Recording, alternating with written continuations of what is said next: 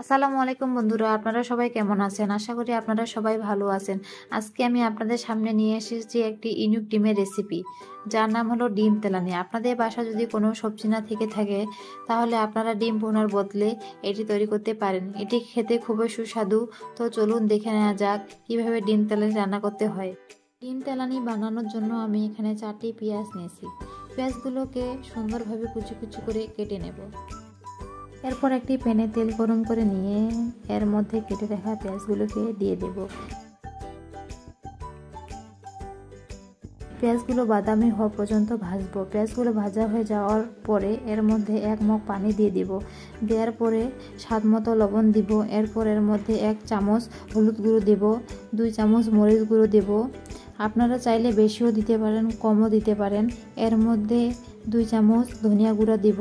এর মধ্যে কিছুক্ষণ নেড়ে এটাকে ঢেকে দেব। এটি শুকিয়ে যাওয়ার পরে একটি ডাল ঘুটনির সাহায্যে পেঁয়াজগুলোকে ঘটিয়ে নেব। নেয়ার পরে এর মধ্যে আরও 1 মগ পানি দিয়ে দেব। আপনারা চাইলে 1 মগের জায়গায় আরেকটু বেশি পানি দিতে পারেন, আপনারা যেরকমটি ঝোল চান। এরপর এটাকে ঢেকে দিতে হবে এবং পানিটি ফোটা পর্যন্ত অপেক্ষা করতে হবে। পানিটি ফোটার পর এর মধ্যে ডিমগুলো একটা একটা করে ভেঙে দিয়ে দেব। আমি এখানে 4টি ডিম ব্যবহার করেছি।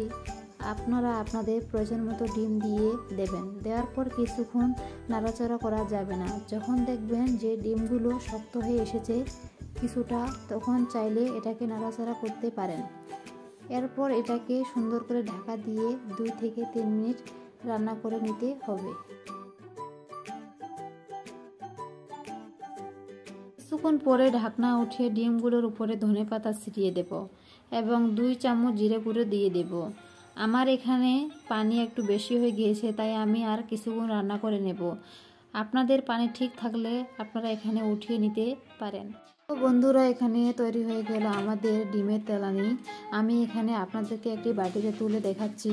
আপনারা দেখতে পাচ্ছেন যে ভিতরটা কত সুন্দরভাবে সিদ্ধ হয়েছে এবং কুসুমটি খুবই সুন্দর হয়ে রয়েছে। আশা করি আপনারা একবার হলেও এই রেসিপিটি বানিয়ে দেখবেন এবং আমার ভিডিওটি যদি আপনাদের ভালো লেগে থাকে তাহলে চ্যানেলটি একটি সাবস্ক্রাইব করবেন এবং ভিডিওটিকে লাইক করবেন। আজকের জন্য এইটুকু। আল্লাহ হাফেজ।